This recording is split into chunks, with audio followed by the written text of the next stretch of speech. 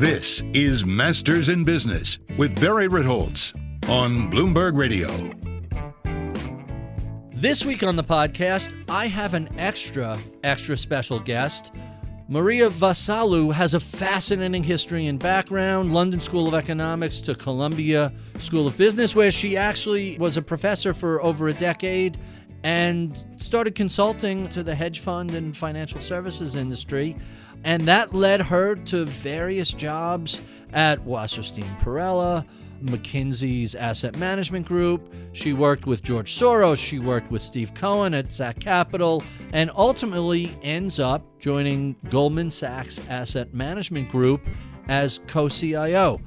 A fascinating approach to macro, very quantitatively driven and very academic research oriented. She wants to know exactly when this, that, and the other thing happens, what does it mean for this segment of the market? When do you own growth? When do you own equity? Why is certain anomalies persistent, and why do some seem to get arbitraged away fairly quickly? I found this to be an absolutely fascinating conversation, and I think you will also. With no further ado, Goldman Sachs' Maria Vassalou. Tell us a little bit about the sort of work you did. How relevant was the academic research to what you're actually doing today? Well, actually, it sounds very unusual to go from academia to the industry, and usually it's not considered a very successful path.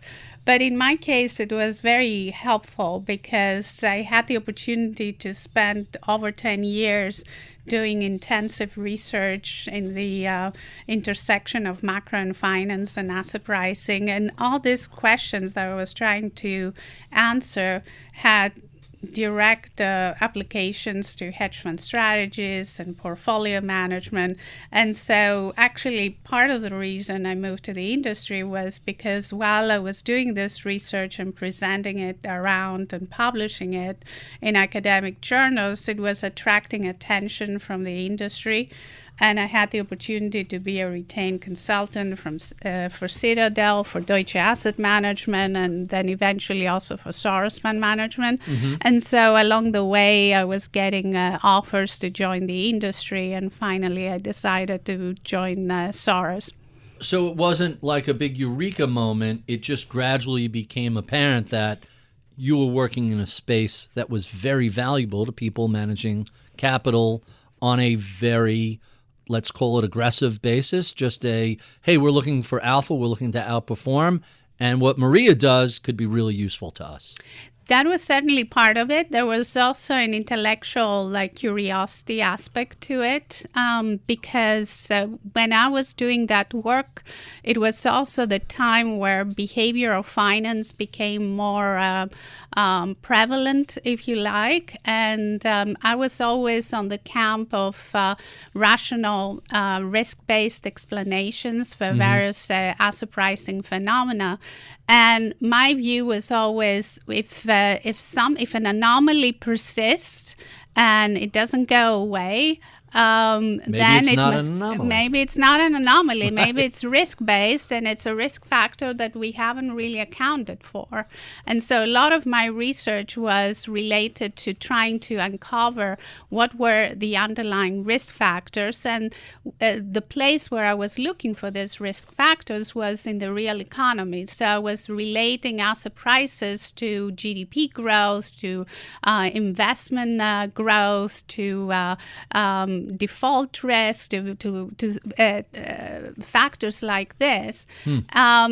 And so I was providing explanations for asset pricing anomalies such as the small cap effect or the value effect.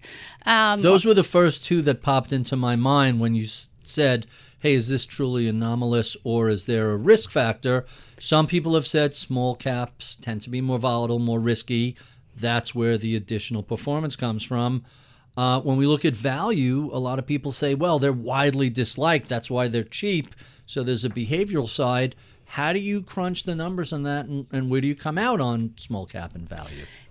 Yeah, it was actually very interesting because when I looked at the small caps, it's actually, if you dissect the small caps, you see that the small cap effect always exists in the smallest of the small caps, and it's related to default risk. Wait a second. So there's a small cap effect, and then within small caps, there's a micro cap effect, an even smaller cap effect? Yes, and what happens is this small cap effect is related to the default probability. Mm-hmm. So I have a paper where I computed default probabilities based on Merton's model, and I did this for the whole cross-section of assets, and then I sorted them and created deciles and so on, and tracked how the behavior is over time. And of course, you see that depending on the part of the business cycle you're going through, the default probability varies over time, and it increases during downturns of the business cycle and so on. And when that happens, then the small cap effect becomes much more prominent. And so you see it in the whole cross-section of small caps. But when the default probabilities are lower, and you look at the whole cross-section of small caps, it's not so apparent. So people say that it goes away, but it doesn't really go away. It's just, it's a matter of magnitude and where you're looking for it. That's really interesting. What about in the value space?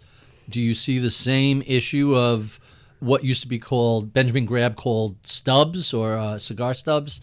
Is that the same default risk when stocks become very, very cheap? Or is there something else at play there? In the case of value versus growth, it's more related to the level of GDP growth and investment growth in different sectors of the economy. So it's not so much a default aspect, but it's more has to do with the variation of real GDP growth. So when GDP is growing rapidly, I would assume you would want growth stocks, and when things are going sideways, there's a greater margin of safety with value, and that's exactly. the way to go. And that's why you saw last year, for instance, when GDP growth started becoming a little bit more muted and expectations were for a lower GDP growth going forward, value stocks outperformed growth. But by a huge margin, right? Big disparity. Yeah. So at that time, I would go to conferences and publish papers and make those arguments. And then I had other colleagues that I would try to provide behavior explanations. And similarly with the momentum effect, which I had related to corporate innovation, as I was calling it, which was corporate innovation, which was really a firm level total factor productivity. So how much innovation companies produce and how long they can remain leaders in that innovation to really maintain that momentum.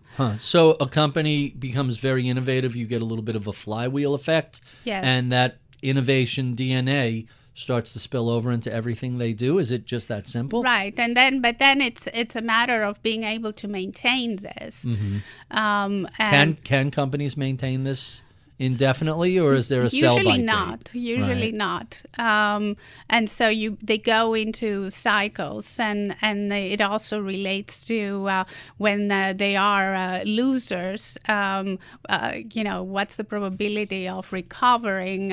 And it really has to do with whether they have the ability to innovate and get out of that trough. So you can see a very high correlation between losers and winners with respect to how they perform on that measure. But anyway, so I had all these ideas about how all these different phenomena were formed and what was driving them. And of course, my colleagues on the behavioral side had different ideas. And so we were always debating these topics at conferences and through publications. And at some point, it became to me a little bit repetitive, and I felt like nobody could unequivocally prove their point as Right. to who is really right. And so at some point I thought, well, if I can go and manage money based on this risk-based explanations and based on the way I understand how the world functions, how the markets functions, if that works, then that's one form of justification of what I'm doing. Huh. Really intriguing. It's sort of is like the John Sachs poem about the blind men describing the elephant. They don't have to be, one doesn't have to be right or wrong. They could both be right. You're just approaching it from a different angle. Is that fair? Or is clearly one is right and one is wrong, and that's that? I think it's much more nuanced, and as the time goes by, I think the two lines get blurred also because of technology, because of the increased presence of retail investors in the markets. The market microstructure has changed, and so it's much more common now to see prolonged deviations from fundamentals in the market, and we've seen that recently as well. And so I wouldn't say that one approach is right and the other one is wrong, but maybe it's a matter of timing. I think the risk-based explanations need longer time to play out. Some of this behavioral drivers are more short-term drivers. So you were consulting to the industry while you're in academia. That had to make that transition when you finally decided to jump in with both feet. I'm assuming you were prepared for what you were jumping into. It wasn't a big shock. Or am I wrong? Once you left the quiet confines of academia, Wall Street is still a shock to the system. Well, it was certainly not exactly a shock, but I had to get adapted to it. But I am someone who is quite adaptable. I left my country. I lived in 6 different countries. I came to the U.S. And so, I'm used to changing environments and try to adapt to these new environments. Certainly, going to Soros was a big eye-opener, and also I was there during a very interesting time in the markets. Because What years were those? I joined in the summer of 2006. Were you there for the financial crisis? Pretty much, and I started actually, I developed my strategies and built the quantitative strategies group from the summer of 2006 onwards, and I started running my strategies with money in March of 2007, so soon before the quant meltdown, right? Which was interesting. And so I suddenly had a baptism by fire in the markets, but it was a great experience. We did very well during the quant meltdown, and it was also an opportunity to see up close what was happening behind the scenes in the markets, how the financial crisis was developing.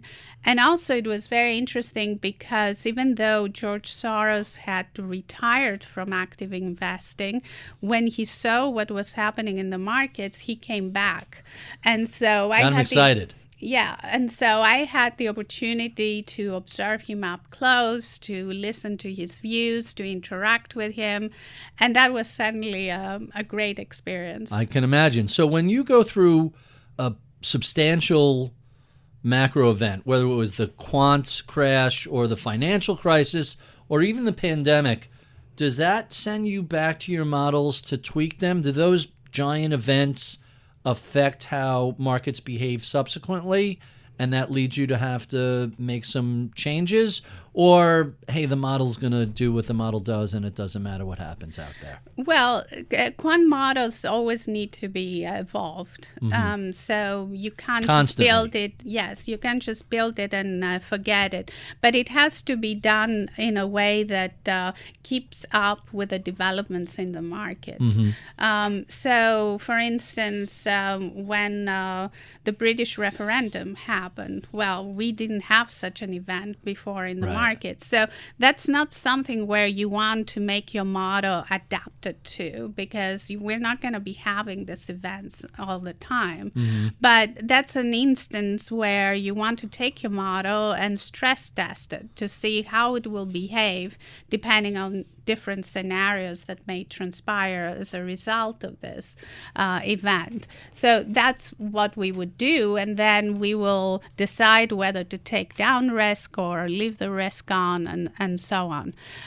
If you have other phenomenon like changes in correlations between assets or changes in the level of volatilities, these are things that you want the model to adapt to going forward, and incorporate this information into the model. So in that case, you want to evolve it, or there may be factors that were not present before, and you want to inform the model with it. For instance, how the monetary policy changes over time, the fact that we had QE for a long period of time. All these things are things you want to include in the model, but you have to be selective and really treat each case separately. So you're working with George Soros, known as a big macro trader. He makes big bets about these large events. You end up going to Steve Cohen and SAC Capital. He's much more of a granular trader. He is not necessarily looking at the big events. He's looking at things on a really where the rubber meets the road, so to speak. What was that transition like to go from a very top-down approach to somebody who's, right there in the weeds with the rest of the trading desk? Yes, another great lesson. And I was still a global macro portfolio manager with my own silo at SAC Capital. But as you said, at Soros, it was all about big macro bets. And at the SAC Capital, it was all about risk management. So even though when I came from academia to Soros, I would look at how they were running the portfolios, and I was constantly scared because I felt they were taking way too much risk compared to what I thought from an academic perspective they should be doing. Of course, I was novice at that time in the profession. Then I went to SAC and I realized that actually being careful with risk management is very much respected, and even more than what I thought should have been happening at Soros. And so I spent the subsequent years trying to refine my models, make them much more smooth in terms of their return stream, focus much more on risk management, downside risk hedging, and I think the models became better as a result. So let's talk a little bit about how you ended up at Goldman. You were at Columbia School of Business where you were teaching. You were at Soros and SAC Capital. What attracted you to Goldman? Well, it's actually the whole asset management business is changing. So we went from a period where hedge funds was really the hot area to be. And of course, there are all these big hedge funds that were developed over time. But over time, as there was this big shift towards passive investing. And so that was a big challenge for hedge funds. At the same time, we had all this decrease in volatility and financial repression because of the QE and all the extra liquidity that was in the markets that made trading in hedge funds much more difficult, if you like, in terms of providing superior returns. I'm glad you brought that up, because if you look at hedge fund performance before the financial crisis, there's a lot of alpha generators. The hedge fund industry generally is outperforming their benchmarks. I mean, not just the top decile. As a group, they seem to have done very well. And then post-financial crisis, it became very hard to generate alpha, and there was a huge gap between the big winners and the losers. Are you attributing that to zero interest rate and quantitative easing, or did things just change so much people didn't adapt quickly enough? Well, there were two things. My strategies were always in the space of relative value across asset classes. So there was Didn't make a difference. yes, there was always some volatility to pick up, and so the strategies kept working. But by and large, in the overall industry, if you look at long-short equity, there was very little, within asset class volatility to pick up. And also you have a period that because of this extreme liquidity and quantitative easing, equities were performing extremely well. Mm-hmm. And so being passive and just holding the index, you were doing great. Right. So what was the point of getting into hedge funds, having zero beta exposure, or going into other strategies? And so you saw that the hedge fund industry started changing over time. A lot of traditional macro funds actually started becoming more equity-oriented funds, or including a lot of equity exposure, just to try to pick up beta in their strategies. And also there was an increased consolidation of the industry towards bigger managers. Huh. But to me, at the same time, I was finding this concentration on passive investing also problematic, because passive investing works when the markets are efficient. And the markets are efficient when there is enough trading happening for new information to be incorporated in the prices. If everybody is a passive investor, then you don't have this mechanism in place to incorporate information in prices right away, to really benefit from them. So how much active management does there have to be for price discovery to really take place? And I've asked people like Andrew Lowe at MIT, who said you can have 90% passive, the remaining 10% is where all your price discovery will take place. Does that sound like it's a lot, or do you agree with that perspective? That's Andrew's answer, I think, derives from the idea of the marginal investor, as we say in academia. So all you need is the marginal investor who's rational and always ready to take advantage of opportunities. Yes, but it's not very clear who the marginal investor is in or practice. Or if they even exist. If they exist. And what I have noticed through the 15 years that I've been managing my own strategies is that the markets have become a little bit less efficient over time, in the sense that they have become, that you see longer deviations from fundamentals. Eventually they do correct, but you see longer deviations from fundamentals. Sometimes you see more intraday volatility in certain events, especially around announcements and so on. And so maybe this is attributable to an increased exposure to passive management. Maybe it's attributable to more noise traders, what we used to call noise traders, which are effectively retail investors. Right. Well, let's stay with this a second, because I'm intrigued by the concept of the market becoming less efficient. When I look at the 60s, the 70s, the 80s, the 90s, it seems as if we've gotten more and more heavily focused on technology and program trading, and now algorithmic and high-frequency trading. And I would assume that would make the market more efficient and harder to spot arbitrage opportunities and these various anomalies. You're suggesting passive is creating less efficiency. Does that mean there's more opportunity for active traders? I think there is more intraday trading now than it used to be. So you have the passive investors, and then you have a lot of intraday trading. And that's based on algos that are looking for short-term trends to capitalize. Some of them are AI-based, so they may be looking for particular words, and then they will extrapolate from that. For instance, it was interesting to notice in the last Fed meeting, Chair Powell used the word disinflation a few times. And disinflation. Yes. Not deflation, just slower rate of inflation.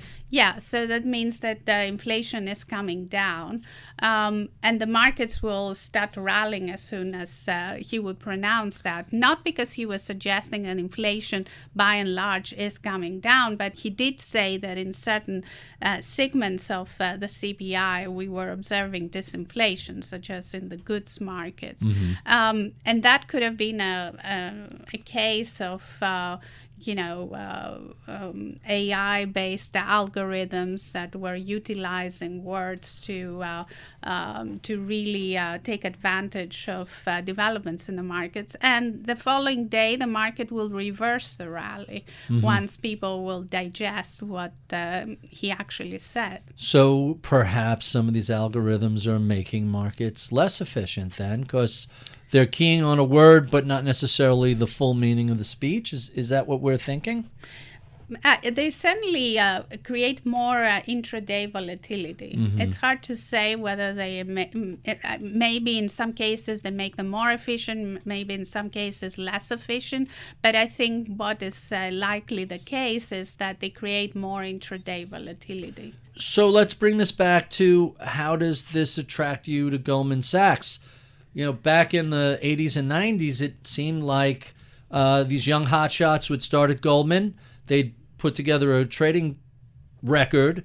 Goldman would basically seed them, become their prime broker, and send them out to be hedge funds. Now it almost sounds as if the opposite is happening. Hey, at a big firm with Goldman, we have so many different tools that you can use that you don't get at a small hedge fund. You're better off working at the big firm. Did that play into your thought process? Tell us a little bit about that. I think the future of the industry is really in the solutions space. Solutions space. Yes, that's really what institutional investors need. And what they need... Let's define that a little bit. In other words, they're not just looking for alpha. We have a problem and we're looking for a solution to that issue. Yes, we're looking for particular solutions, whether that's a liability, whether it's a completion of existing portfolio, whether there's a particular return target they have, whether there is a particular liquidity profile that they need to achieve. There are all kinds of needs that institutional investors have that they cannot satisfy by just investing in the hedge fund industry, because the assets they manage are many times larger than what the hedge fund industry can absorb. At the same time, just being passive is not really the way to go.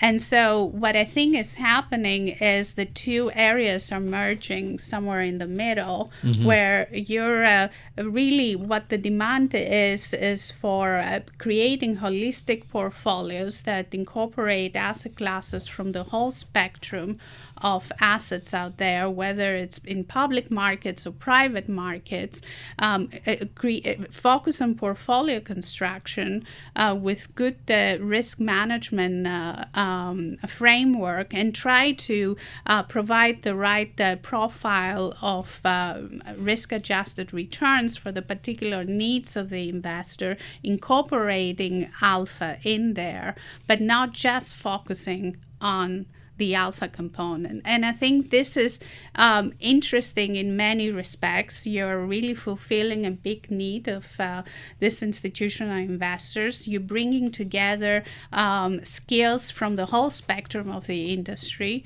and you get to create the bespoke, customized solutions. So for someone like me who started my career in academia and spent my research years thinking about portfolio construction, asset allocation, macro asset pricing, and then I went into the hedge fund industry. This is an area that really straddles the whole spectrum of things that I have done, and I think it's really where the future is. So when you talk about clients, I'm assuming the bulk of your clients are institutional, foundations, endowments, family offices, things along those lines? And sovereigns as well, Sovereigns, central okay. banks. Oh, really? So that runs the gamut of the largest of the large sort of clients. I'm going to assume that each of those clients have a very different profile and are looking for very different sorts of solutions. That's true. So we were talking about when you joined Goldman, you picked quite a time to come into Goldman, just about the top of the market. Tell us a little bit about what that transition was like when you started at Goldman. It's certainly a time when we need to rethink the way we approach investing. That's because now we are dealing with much higher volatility than we did in the past. We have, instead of ample liquidity in the markets and accommodative monetary policy, we have a reversal of the monetary policy and actually withdrawal of accommodation. At the same time, we are going through tectonic changes in the world economic order. We're going through a deglobalization process where we see that actually onshoring becoming more and more a topic of discussion. There is fragmentation in the goods markets. There is this destabilization that we are observing in the geopolitical front that can significantly change also trade patterns, but it also affects alliances at the political level.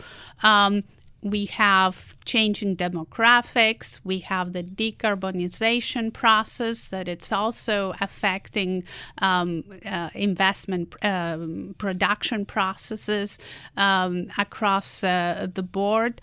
And we also have the digitization process that has been going on for a long time, and it got accelerated with the pandemic. So there is a whole host of factors that affect the background of the environment in which we operate and how growth and inflation is going to evolve over time.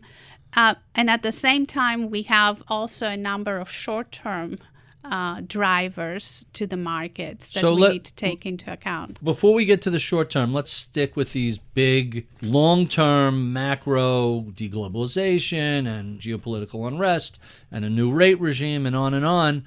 How do you work these big factors into your process? Do you create a model where each of these factors have a specific weight? When you're looking at the world from a top-down perspective, how does that find its way to be expressed in an investment posture? We have a dual approach. So we certainly have a research process that it's based on models that we have created and we keep evolving. But we also have a qualitative approach in investing. And that comes through the experience of our analysts and researchers on particular asset classes, but also in terms of our ability to think through the macro environment and the implications that they may have on the investment environment and the various asset classes. So one of the things that I do is to really try to think through all these developments that are happening and the effects they may have on the markets and on our investments. And then you mentioned there are shorter term inputs that drive volatility and obviously affect price. How do you incorporate that into your process? Those are easier to incorporate into the process because they're things that you can observe at higher frequencies and you can incorporate into the models through quantitative approaches. The hardest part is to incorporate the bigger picture, and that's really where the qualitative overlay comes into play. Very, very intriguing. So you're looking at the world late 2021. Markets are just about at their all-time high, and yet it's pretty clear inflation has ticked up. The Fed hasn't begun raising rates, but they're talking about it. At what point do you start to say the 2022 and forward era is going to look very different than the decade from 2021 back? Where do you say, all right, this is the line in the sands and we have to very much adapt to what's coming? Well, I joined Goldman in July of 2021. And which was a pretty good year in the equity markets. Yes. But by the fall of 2021, and particularly November, I was convinced that we needed to start cutting risk in our portfolios because we had a period of the pandemic where we saw a reversal of monetary policy back to zero rates and increased QE at the same time as we had massive fiscal accommodation. And that had to be inflationary.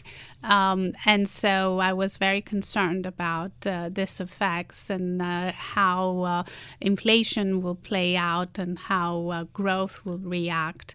Only a handful forward. of people were saying that in mid to late 2021. Jeremy Siegel at Wharton was warning about it, mostly on the fiscal side.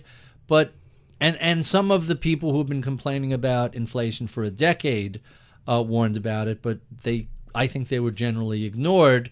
When you bring up this regime change to your investment committee that you're co-CIO of, what sort of pushback do you get? We've had no inflation for decades. Or are people very much looking at the data and saying, well, rates haven't gone up yet, but they have to? How is that internal discussion? Like, what are the key points that everybody focuses on when the market is still going higher week after week? Well, we had a rigorous discussion on the topic. Not everybody was on the same page, but we have a collaborative approach. So it was also part of my task to try to convince people that,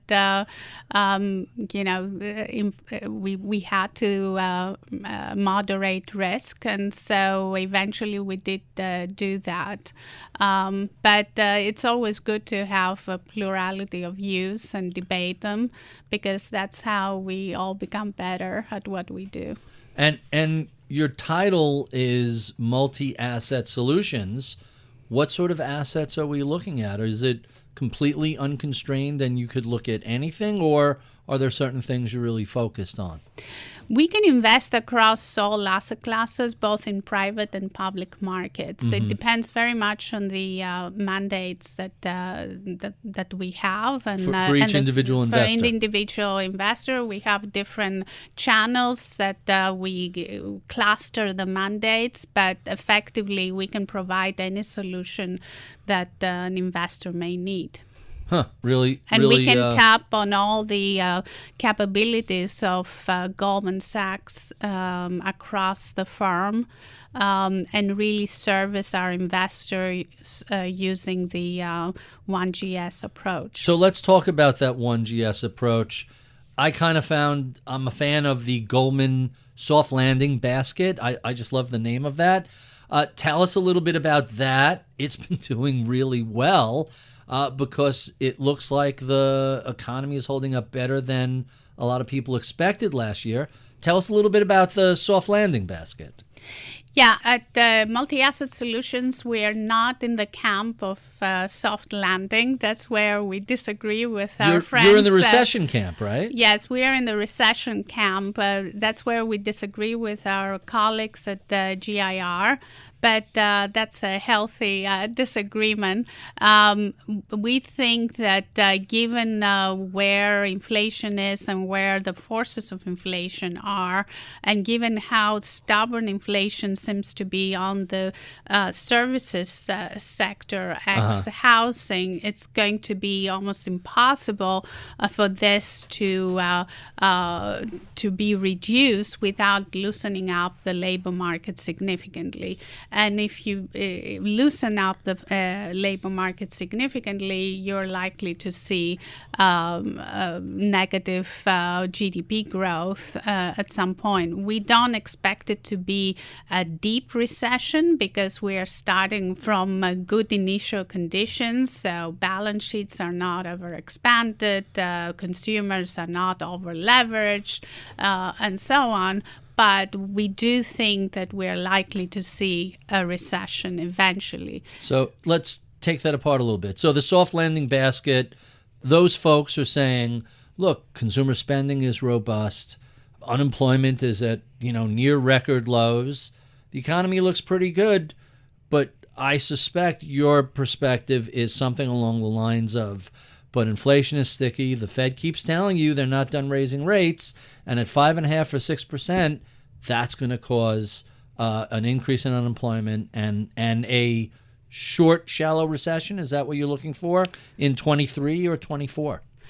I don't know if it's going to be short. I hope it's going to be shallow for the reasons we discussed, that we are not getting into this environment with high leverage and high, low unemployment and yes. Household wealth seems to be doing pretty well. Back half of 23 or 24?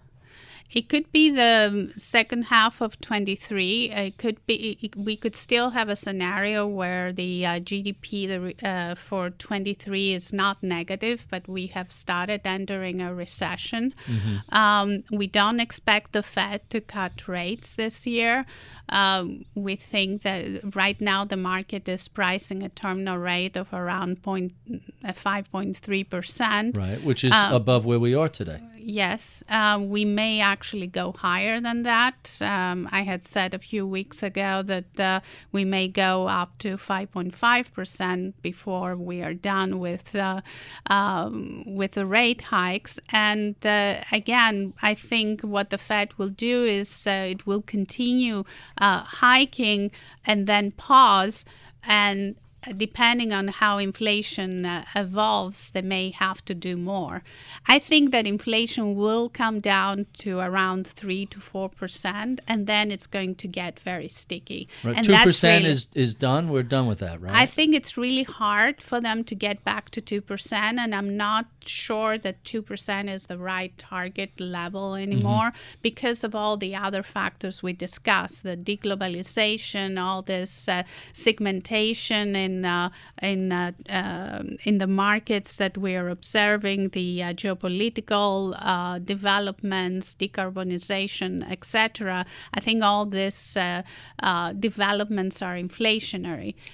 So, given the past decade of zero interest rate policy and quantitative easing versus the current policy, for you as a top-down macro strategist, which is the more challenging period? Because I recall a lot of macro strategists couldn't wrap their head around how positive ZIRP and QE were for equity markets, and they seem to be fighting the tape quite a bit. Which is the easier environment to navigate through? I don't know if it is a matter of easy versus hard environment. I would say that the investment approach has to be different. So which one do you find you could go to the playbook and I have a solution for this, as opposed to we've never seen this before and let's see if we can figure out what we can do? One of the things we've been doing at Goldman Sachs and in my team is really to rethink our playbook. So what we are seeing now also means lower correlations across different markets. So there may be more opportunities for relative value trades or more opportunities for diversification. You need lower leverage than you used to need before. You have to lean on diversifying strategies and uncorrelated strategies. We think this is a great environment for alpha. It's a great environment for active management, but you cannot run the size of assets that we are running with just active management. And so so you marry beta and alpha together. Yes, and the importance of risk management and downside risk control becomes even more important in this environment. You have to be very conscious of the potential for external shocks and constantly evaluate what the probability of these shocks to materialize is and how they will affect your portfolio. So it's a little bit of a different environment than the previous one, where we were in a low volatility environment, correlations were pretty stable, and really the way to play that market was very different.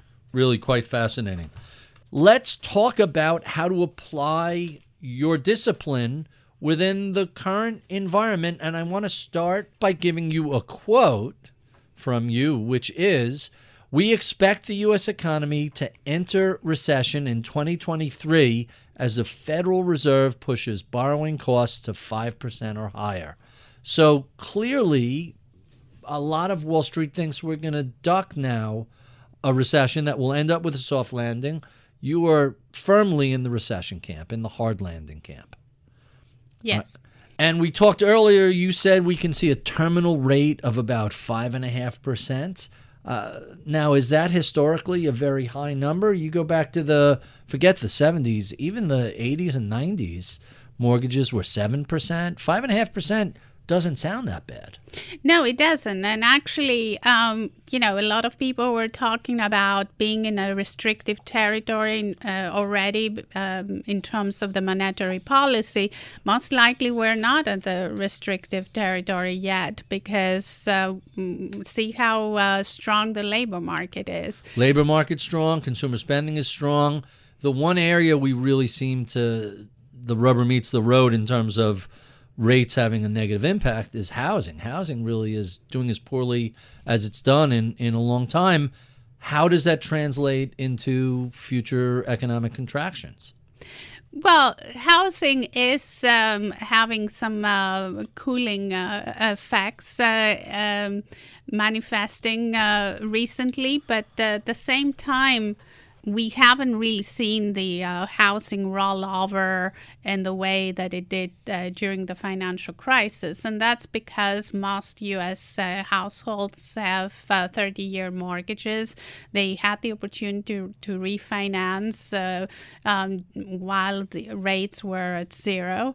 And so they don't necessarily need to tap the mortgage markets right now. Right, and others are really waiting for prices to come down before buying. So I think the number is 75% of households with a mortgage are paying 4% or less. Is that keeping people locked in place? Is that part of the inventory shortfall? As long as they have jobs that pay decently, I think they don't really need to sell and they don't need to relocate. So, but for real estate, the rest of the economy seems to be doing pretty well. This year, the market started out really hot. What were we, up 10% in January? What do you make of that? Is that just a reaction to how oversold we got in 2022? Or how do you contextualize, 10% is a good year, forget a good month. Yes, one of the things I had said in another interview was that we had our year in January, and now we should focus on alpha. The January performance was largely driven by thin trading, positioning, short covering, and also a number of very strong economic news. But I think in a way the market is misinterpreting the Fed here because strong economic numbers, strong labor market data do not imply to me that we're going to have a soft landing. What it implies is that the Fed will have to go higher, and therefore we're going to see, a higher probability of recession going forward, because the segment of the CPI where inflation is concentrated is in core services, ex-housing, and that's directly related to disposable income and to the labor market. So what do you make of the market not taking Jerome Powell at his word? They've been pretty clear, hey, we're going higher, and we're going to keep it higher for longer, and anybody who thinks we're done raising rates isn't listening to what we're saying. And the market says, yeah, you'll cut later this year. How are we supposed to interpret the both the equity and the bond market really not listening to what Fed Chair Jerome Powell is saying? The equity markets have been conditioned to always buy the dip and to really not fight the Fed in the sense of not fighting the Fed when the Fed kept doing QE and accommodating, increasing the monetary accommodation. But now they're doing the opposite. So right now, not fighting the Fed means actually selling. Doesn't mean buying, because the Fed wants to tighten financial conditions. The Fed wants to loosen up the labor market. So in fact, what the market is doing is fighting the Fed. The bond market is doing better than the equity market. So I think what the two markets are pricing is not exactly the same thing. So the odds of a rate cut in 2023, they've gone down a lot. Since that big move up in January. I'm going to assume you are definitely not in the Fed will be cutting in 2023 camp. You think they're going to continue tightening and perhaps tighten too far. I don't see any reason for the Fed to cut this year. We are not seeing any loosening up of the labor markets, which means that the monetary policy hasn't really become restrictive enough to have an effect on the real economy in a profound way yet. Inflation continues to be elevated. Still very far away from their target. The only case in my mind in which the Fed may cut rates is if we have some significant external shock that necessitates them to intervene in the markets, something like what happened in the UK with the LDI crisis, or God forbid, some geopolitical event of great significance. In other cases, I don't expect them to cut. So I look at rates alone as a very blunt tool, especially when we're looking at the labor market, where we have a shortage of workers now across all sorts of skill levels.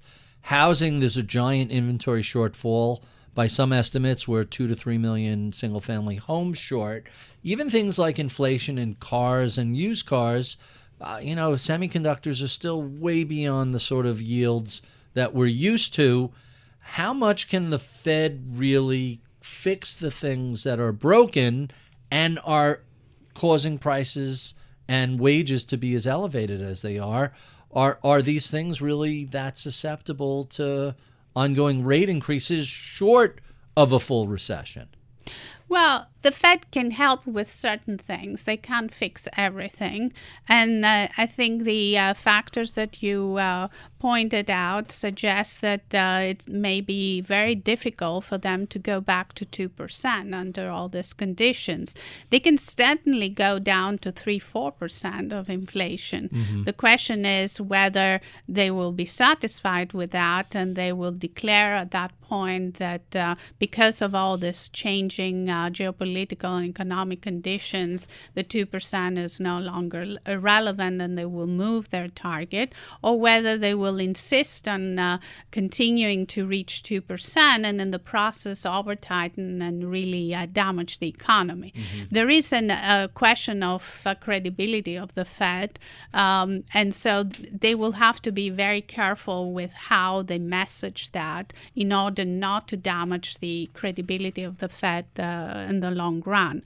In terms of the wages, it's interesting to see is also the evolution of the share of labor as a percentage of real GDP over time. And what you see is that the share of labor was much higher in the 90s, and as globalization started expanding, the share of labor went down, and obviously the share that would go to capital increased. Mm-hmm. But since the pandemic, this process has reversed, and the share of labor is increasing again, which means that it compresses the share of real GDP that goes to capital. Now, that makes it less attractive for capital to invest, and obviously less profitable for them.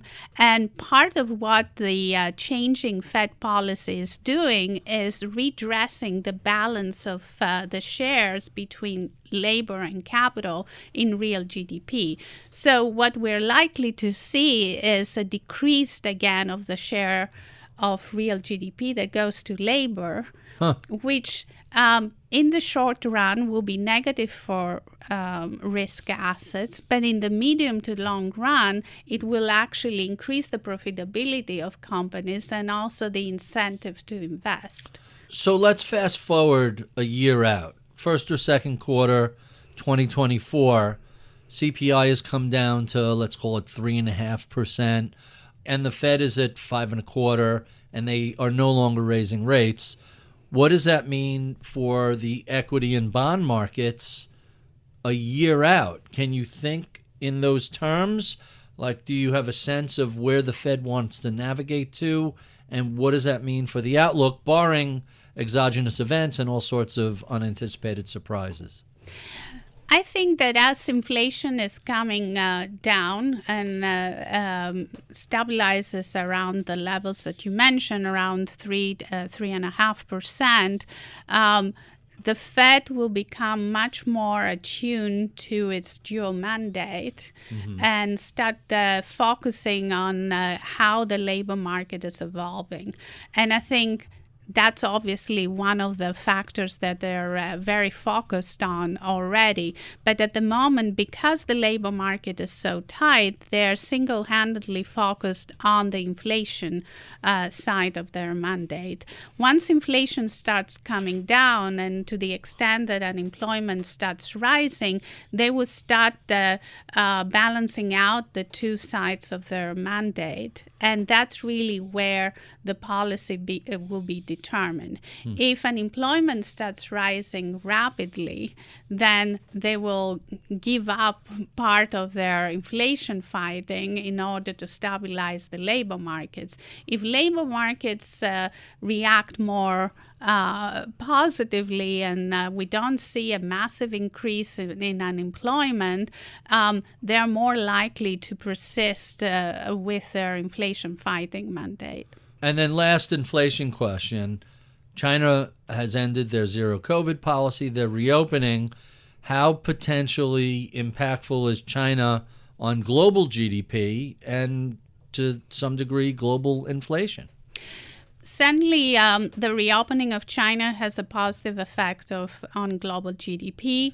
It will also potentially have a positive effect on inflation in the sense that the demand for commodities will increase as a result of China's reopening.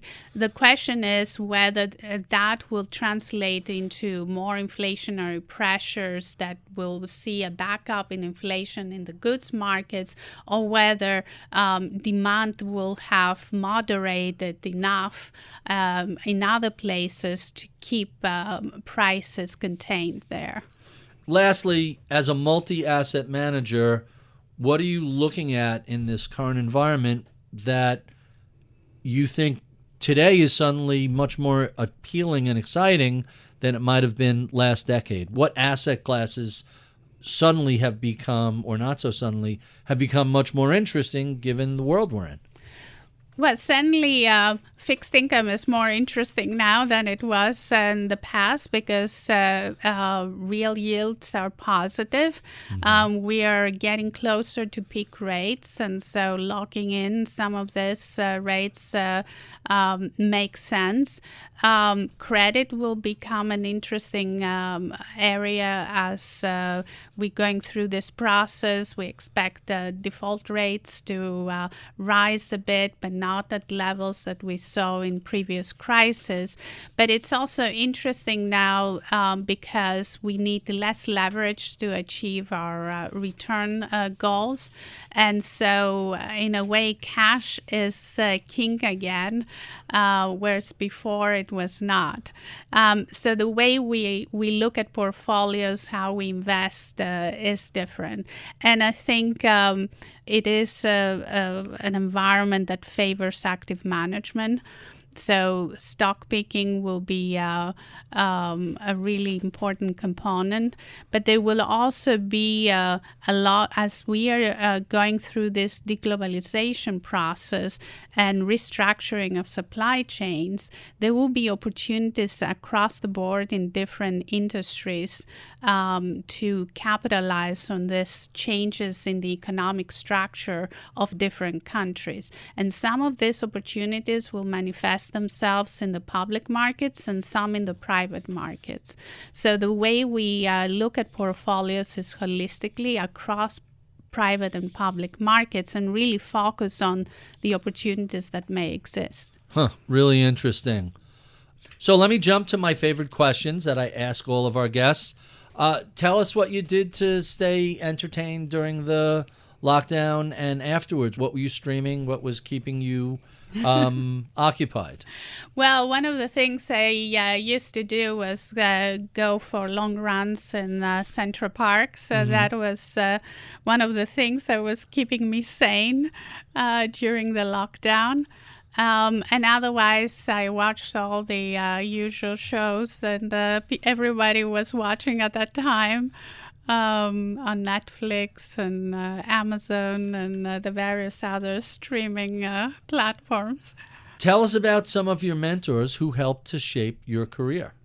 I had the opportunity to meet a number of very interesting people through my career, and I can't say that I had mentors early on in my career, but I certainly was around very interesting and impressive people that I was able to observe and learn from them.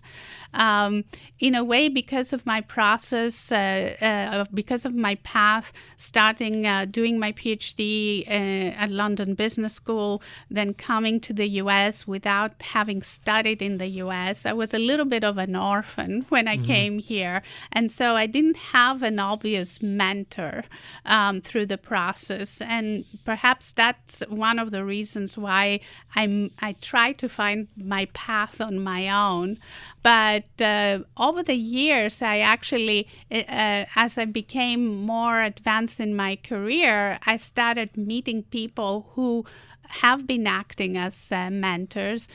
Certainly at Perella Weinberg Partners, Joe Perella was someone who spent a lot of time talking with me, and I learned a lot from him, both about the profession and his experience. And I'm fascinated by the interest of my colleagues at Goldman Sachs to guide me through the firm, make my transition easier, mentor me. And I find this extremely impressive. I'm very grateful that they are willing to spend the time to do that. So I must say, not so many mentors early on in my career, but actually more mentors later on. Very interesting. Let's talk about books. What are some of your favorites, and what are you reading right now? In the old days, I was reading a lot of literature, and so my favorite book was Proust, Remembrance of Times Past, which I read both in French and English, and also various books by Dostoevsky, whom I like very much. But these days, I read a lot about what's going on in the markets, the world, and I'm trying to think about those things. One of the last books I read was unrelated to that. It was Art as Therapy, which I found very interesting. And it's one of those topics where once you read the book, you think that it makes a lot of sense and you should have known this all along, but obviously I didn't before.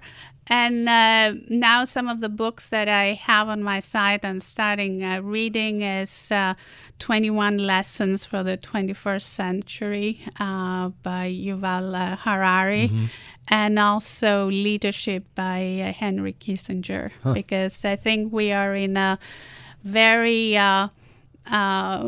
important time for global world order, and I think geopolitics will be really important, and the leadership that world leaders will show now and in the coming months and years could shape our world in a profound way. Very interesting. What sort of advice would you give to a recent college graduate who is interested in a career in macro or multi-asset investing? I think they need to have both good technical skills, but also understand macros. So I think this combination used to be rare. I think it becomes more and more important to be able to combine STEM skills with more of the economic science and thinking that will help you understand the markets better. And our final question, what do you know about the world of investing today you wish you knew 25 or so years ago when you were first getting started? When I first got started, the world was different than it is now. I think what is important is to be cognizant of the fact that conditions change, the world changed, and we need to evolve with those conditions. So obviously I learned along the way. But I think what I know now was not necessarily applying 20 years ago, and vice versa. So if there is a lesson for all of us to learn, is that we need to keep evolving, we need to keep learning, and we need to keep adapting to our environment. Very interesting. Maria, thank you for being so generous with your time. We have been speaking with Maria Vassalou. She is co-CIO at Goldman Sachs Asset Management. If you enjoy this conversation, well, please check out any of the previous 470-something we've done over the past 9 years. You can find those at YouTube, Spotify, iTunes, Bloomberg, wherever you feed your podcast fix. Sign up for my daily reading list at Ritholtz.com. Follow me on Twitter at Ritholtz. Follow all of the Bloomberg family of podcasts at Podcast on Twitter. I would be remiss if I did not thank the crack team that helps put these conversations together each week. Atika Valbrun is my project manager. Sarah Livesey is my audio engineer. Sean Russo is my head of research. Paris Wald is my producer. I'm Barry Ritholtz. You're listening to Masters in Business on Bloomberg Radio.